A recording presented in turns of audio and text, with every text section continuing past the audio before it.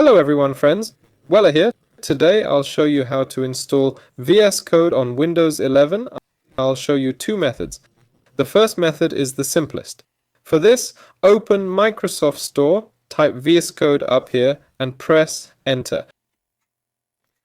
And here we have Visual Studio Code. There. Click on it and press the install button. I already have it installed. There.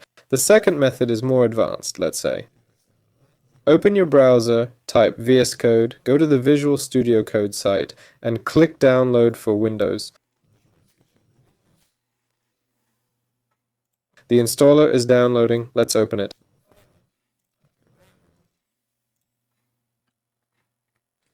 And now we accept the agreement. Click Next. Create a desktop icon if you want. I don't need it. You can select these options if you want it to open code files directly in VS Code.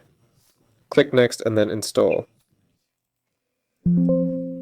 There, now it'll install. For me, it'll be an update since I already have VS Code installed, as you can see.